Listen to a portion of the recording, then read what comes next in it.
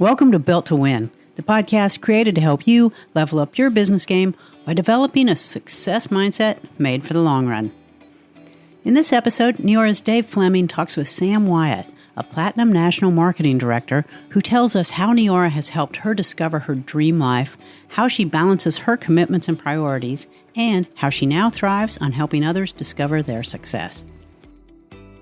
Hey, welcome back, everybody, to Built to Win. In this episode, I am really excited to introduce you to a friend of mine and a successful entrepreneur and somebody who's doing it all. Mom, wife, kids, successful career, building a business at home, and somebody that you can really learn a lot from. Samantha Wyatt, and we've known each other now for a couple, I guess about 3 years. But for those that don't know you, Sam, tell us a little bit about who you are and just how do you define yourself? Who are you and what do you do and what are you all about? Yeah, well, thanks for having me. So I live in Charlotte, at the lake, outside of Charlotte at the lake. We have a big old family. We have a blended family of 8. I have 3 kids of my own. My fiance has 3 kids, so we are the newfound Brady Bunch. Life is super busy for us. It's loud, it's fun. I'm for sure in my sports mom era. I travel all over the country with my son. He plays lacrosse, so that's super time consuming.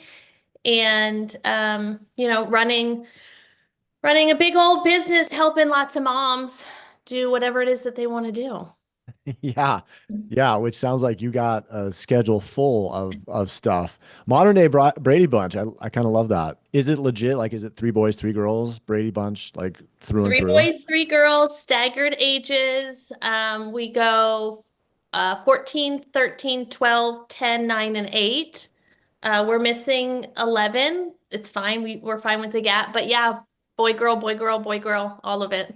That's awesome. Yeah. That's awesome. And I wonder if some of our listeners even know what we're talking about when we say Brady Bunch. But for those that aren't old like me, Brady Bunch was a TV show where a mom of 3 kids and a husband of 3 kids got together and formed a family called the Brady Bunch. And it was when was that? Like 50 years ago, something like Before that. me, but I do It know was the Brady before Bunch. you. Yeah. It was before me even, but I'm of a certain age where the reruns were still on.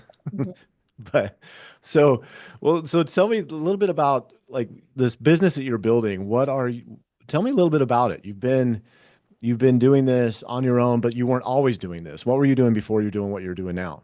Yeah, so I was a special ed teacher prior to Neora. I taught K-2 self-contained. I worked a lot with behavior issues. I had students with CP or autism. That's kind of where my time was spent.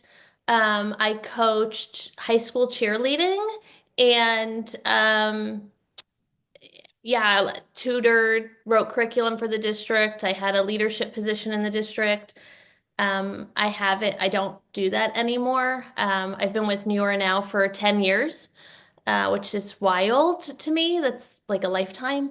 And this is now my full-time career that I do that every day. Yeah. Well, and you're doing it well. Like you've been very successful in terms of this business.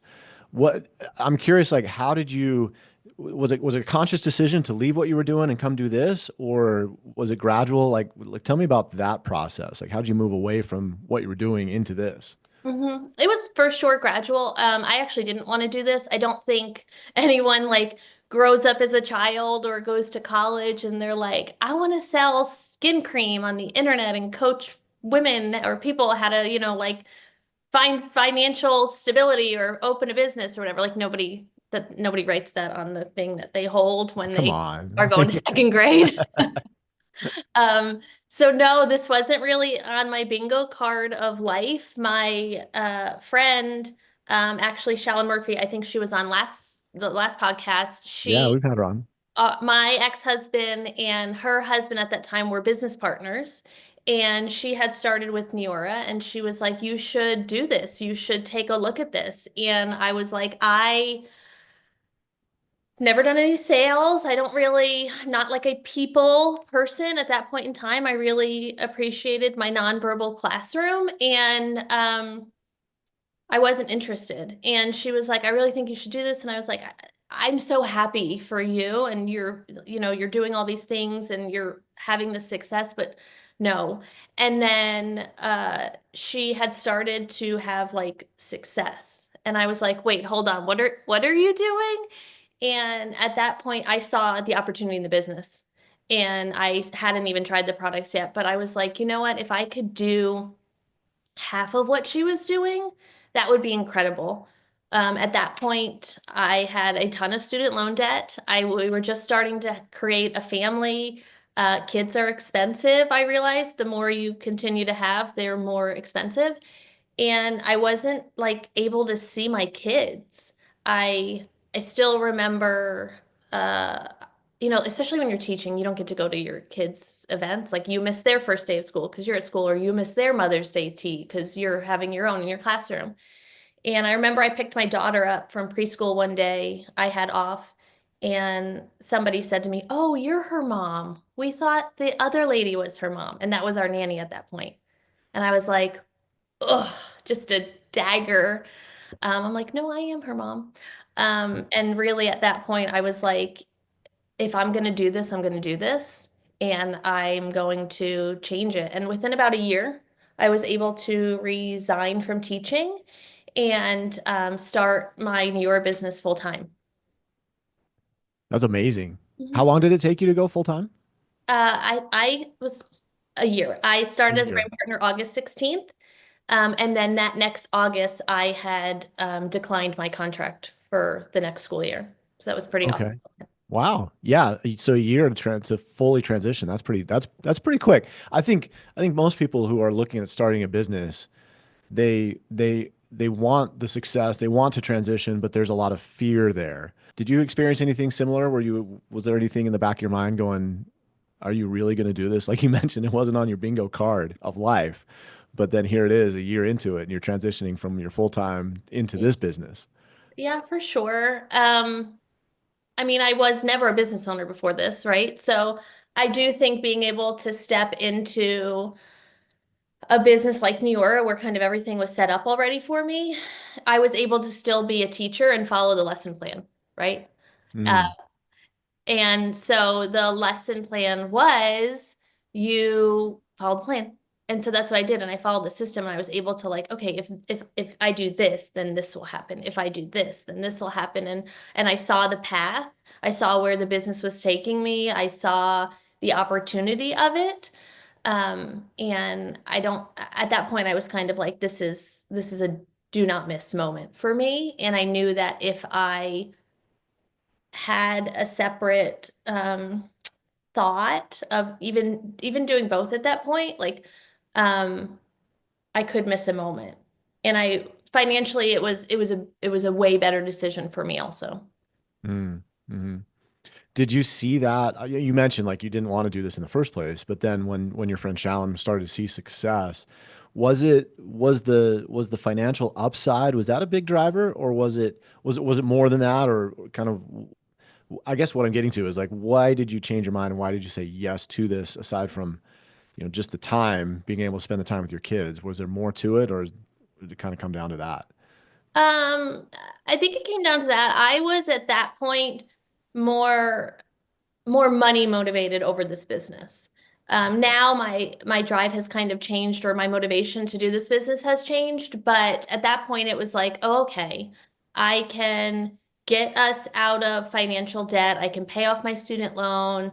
I can do all these things. I was very much in the beginning. I started for me and what I needed.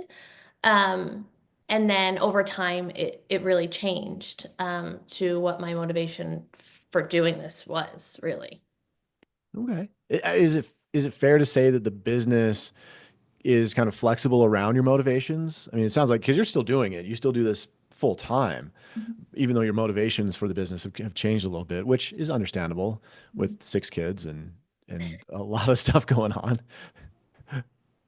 Well, yeah, I mean, I think I'm still very financially driven by this, but my motivation to help other people is what keeps me in it now, right?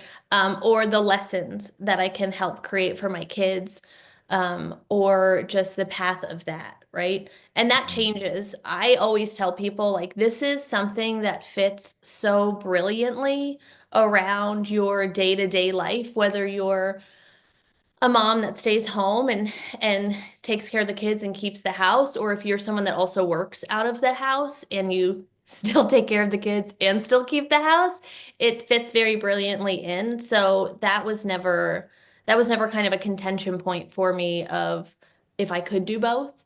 It was more I knew where I wanted to put my focus. Yeah, no, that makes sense. That makes sense. Do you think that somewhere in your personality there's this entrepreneurial spirit that was just waiting to get unlocked by the right opportunity, or was that something you had to learn along the way? I think I am a very resilient human. And I think that resiliency and grit are one of the most underlooked elements of entrepreneurs, probably. So I think I always had it in me. I always had leadership skills. I was always, even when I was teaching or even in high school or college, on different foundations or on different boards or um, different, things that we were doing to raise money. But I always took on those leadership roles, whether it was writing curriculum or leading different groups. So, yeah, I think I probably did have the entrepreneurial spirit in me. I just didn't know what it was going to look like, or what it was going to kind of present itself as, really. Mm-hmm. No, that makes sense because you kind of had a front row seat to, business because your ex-husband and Shallon's husband were in business together. And did that look like a lot of fun to you? Where you were like, oh, I can't wait to do that? No. No, and they ran brick and mortar businesses where they had massive overhead, so that even looks less fun. They had employees, which looks less fun.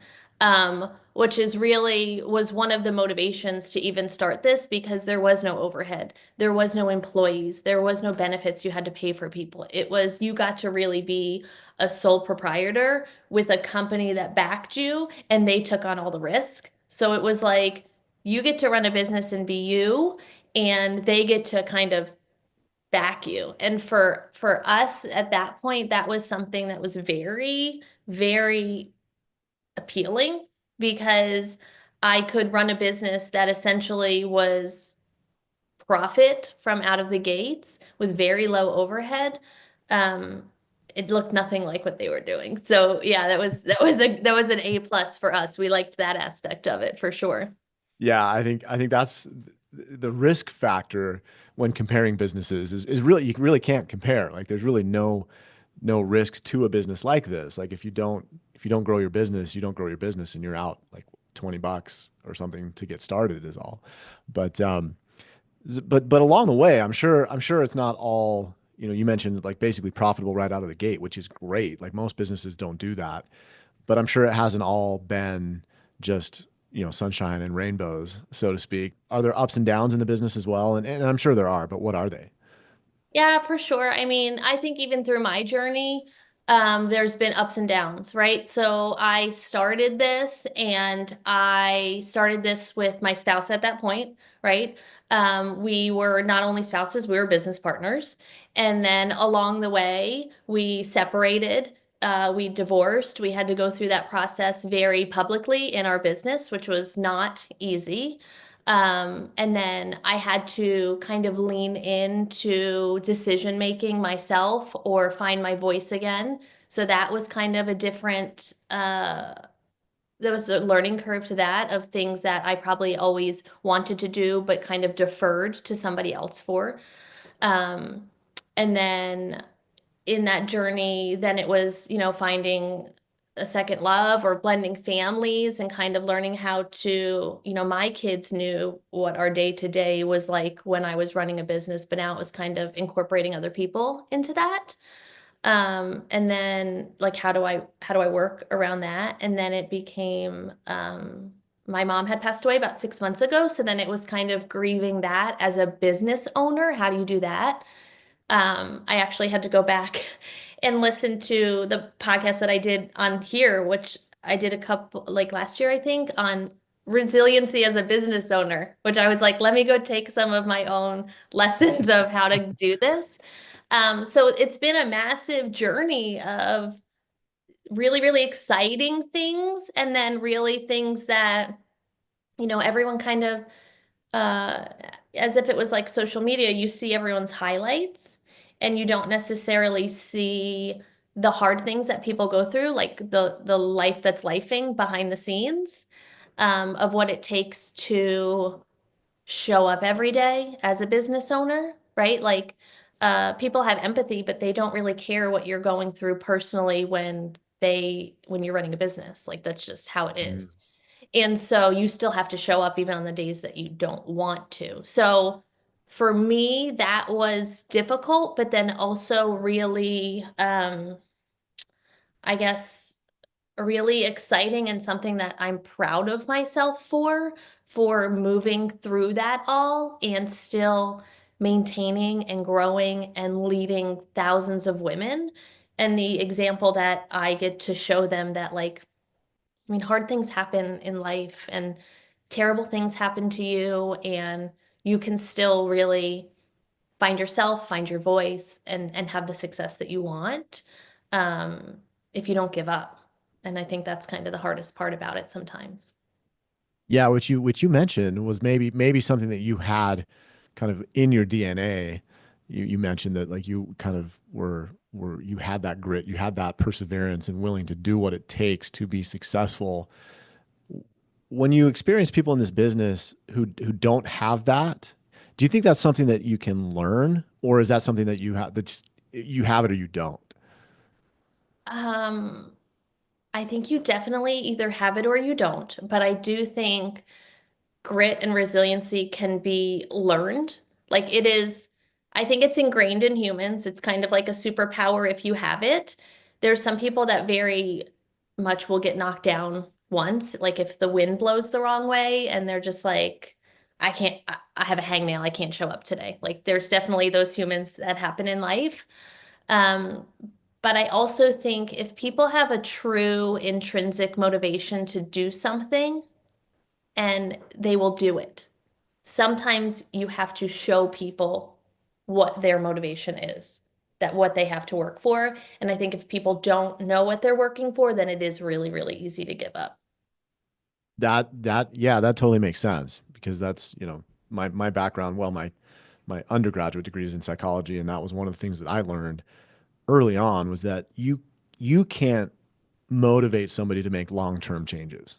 And that's kind of counterintuitive for people in psychology, but it's like you have to show somebody or kind of open the doors to somebody's internal motivation in order to make long-term changes.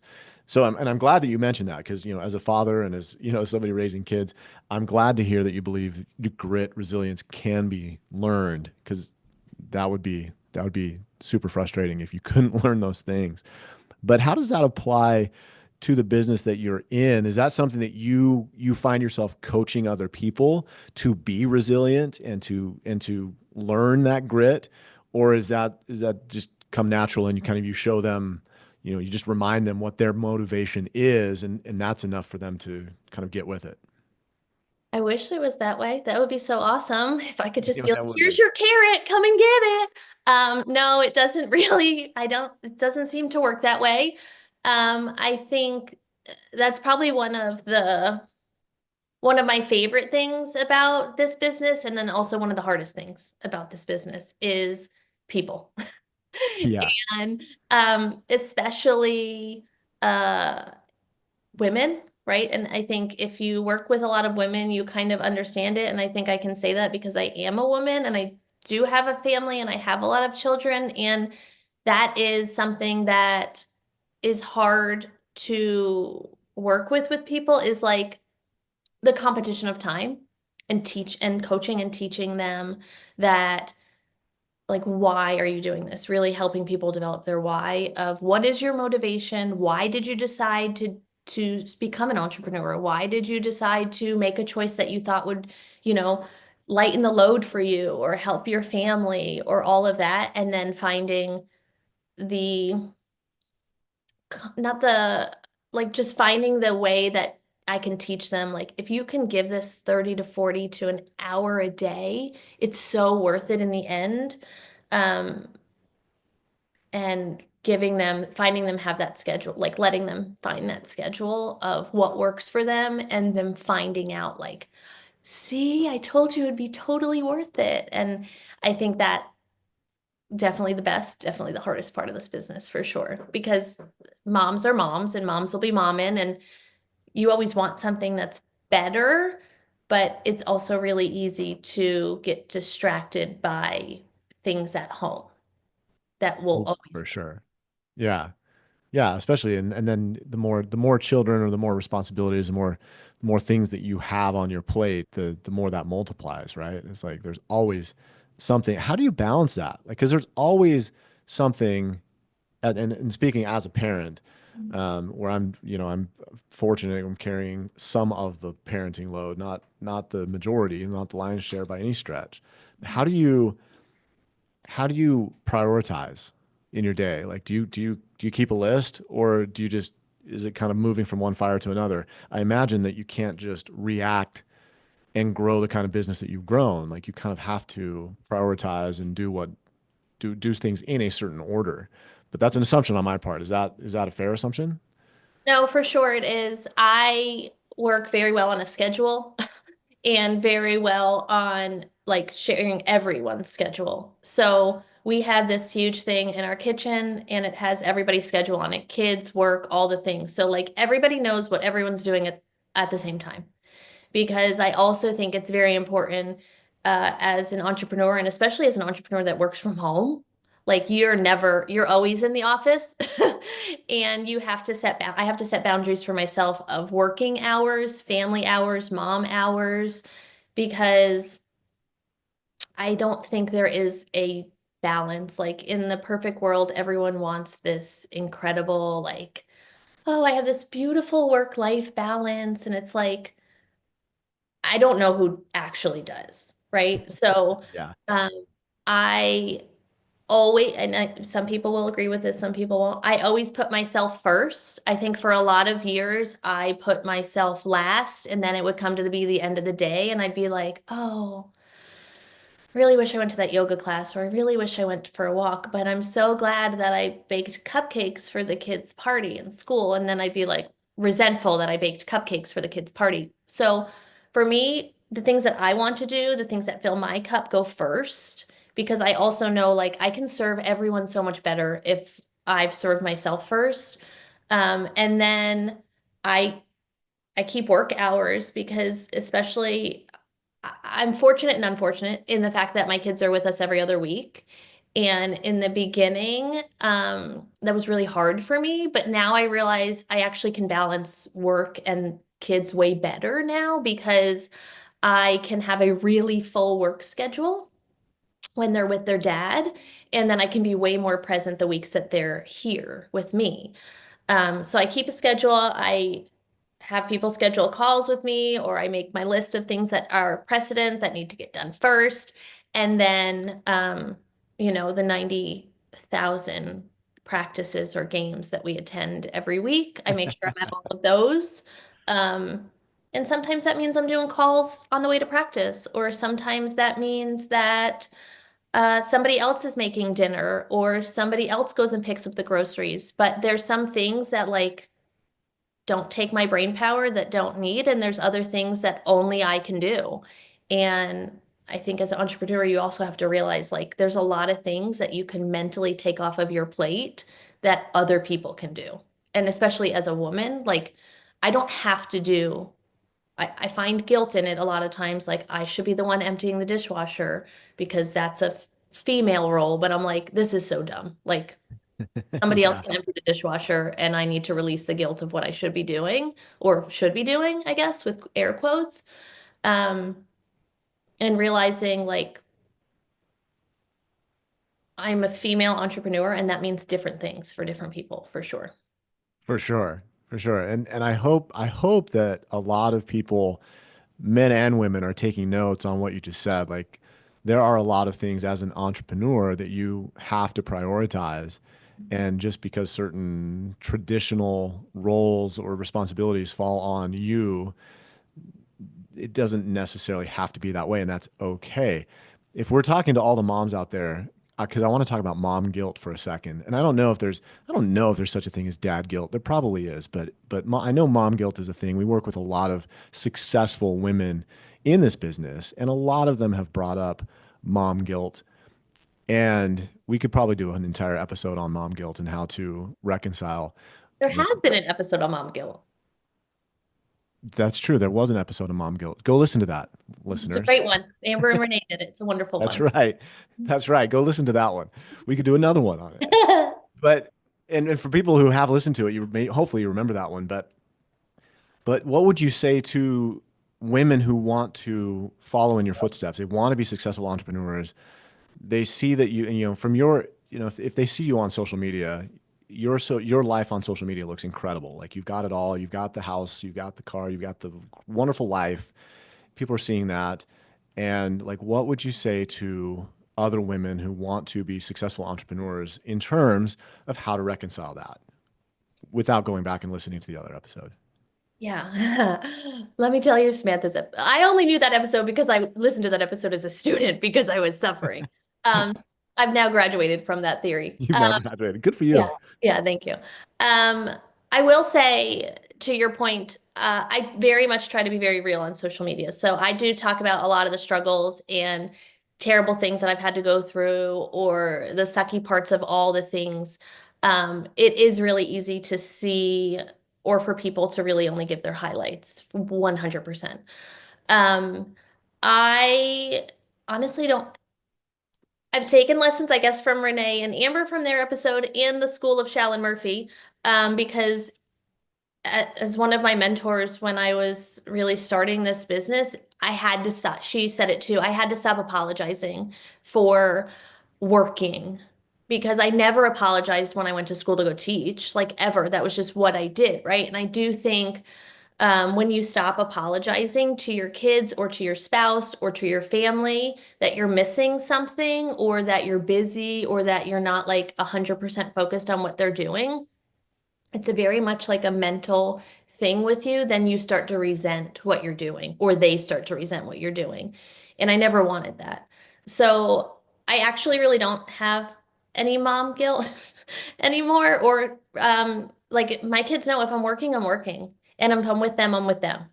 And I'm very present where where the ground that my 2 feet are on, whenever they're there.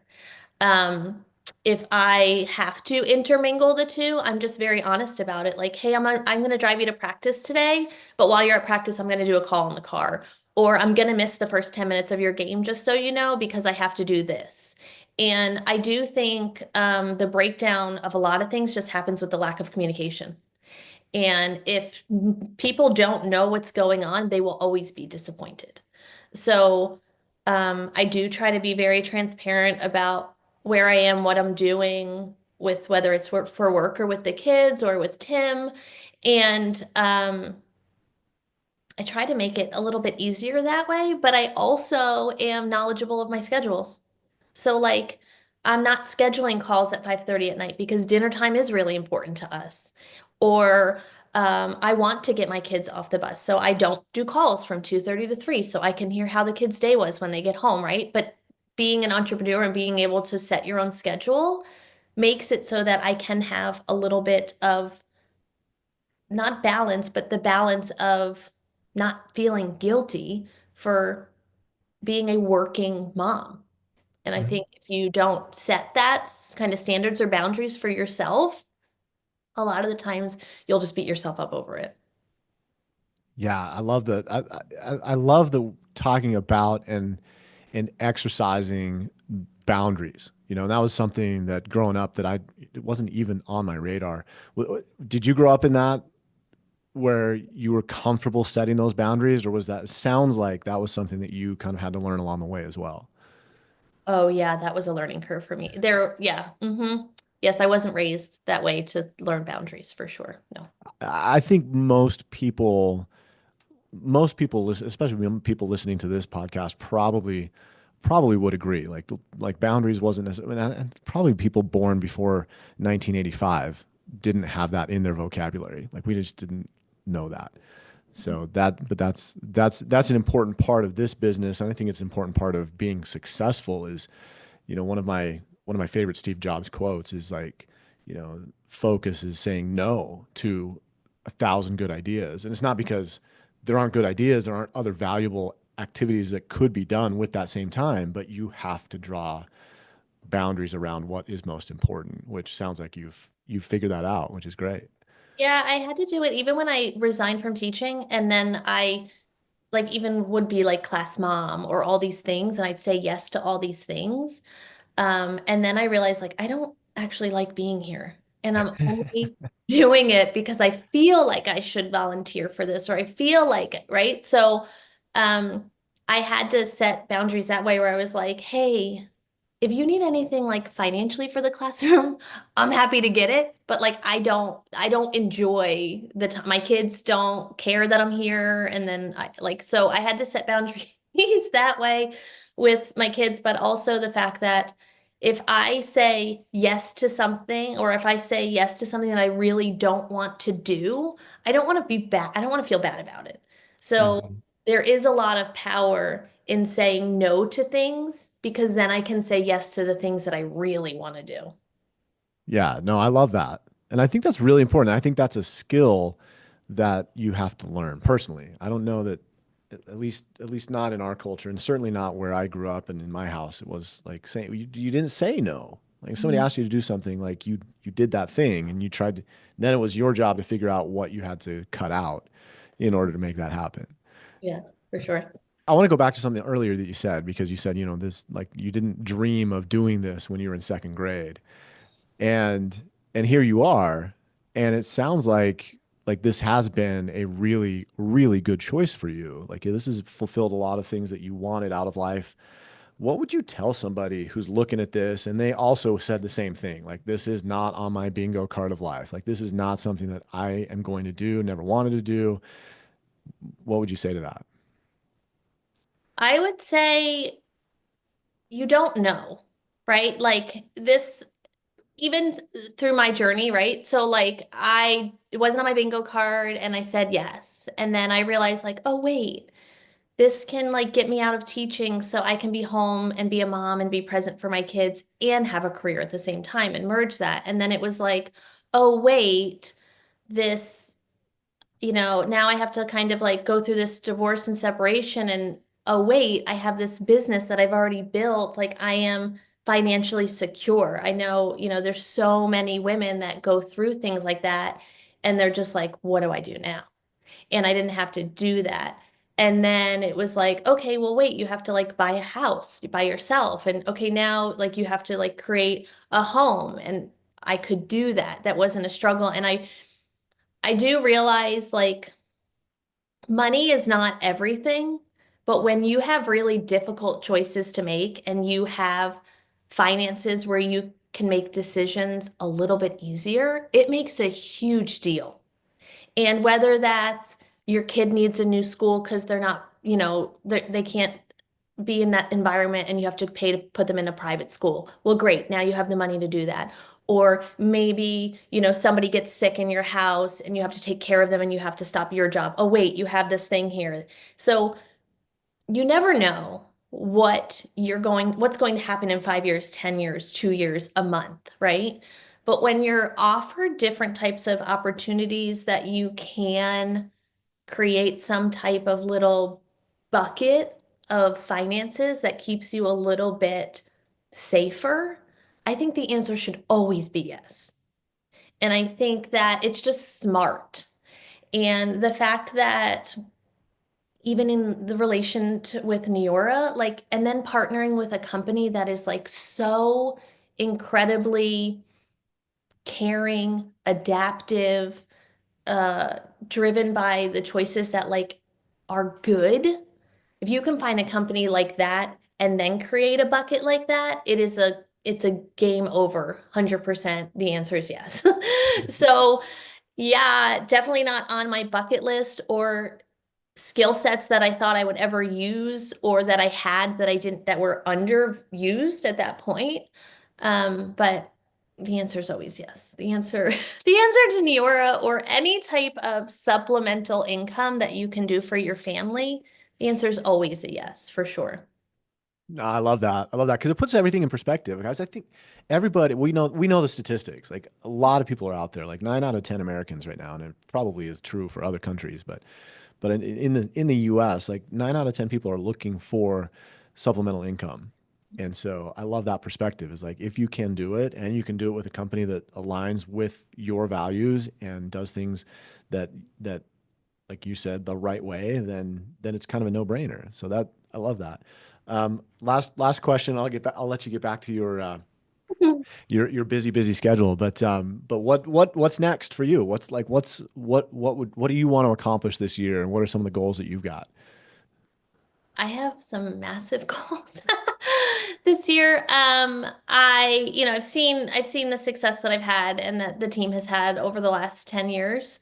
We are coming up on what I think is going to be the biggest product launch we've ever had at Neora, um, which I think is going to be a really big game changer just in general for skincare. So I am like super focused on that over the next year for sure, of just really kind of helping as many women as I can to kind of find this and see the value and take advantage of it. 100%. I'm also in the process of writing a book. It's kind of like a mom's guide to divorce, to finding confidence, to healing, to kind of getting back to who you are and finding your identity again. Um, and so I'm working on that. So that's kind of a big deal. We've got blending families is always a goal. But I think my focus for sure this year is the biggest, massive product launch in skincare history. And I am like beyond excited about it for sure. Awesome. Well, I'm sure you are going to absolutely crush it, just like you have so far for over 10 years. Sam, it's been a pleasure having you on Built to Win. Thanks so much for being here, and I look forward to another year of success. Thanks, Dave. Thanks so much. That was Dave Fleming talking with Sam Wyatt about her road to success. We hope you've enjoyed this episode, and if you learned something from it, please share it with a friend or colleague who you think would also benefit. And if you're new to Built to Win, we invite you to go back and listen to our story from the beginning. You can find us wherever you download your favorite podcasts. And while you're there, please rate us and leave a review to let us know what you think of the show.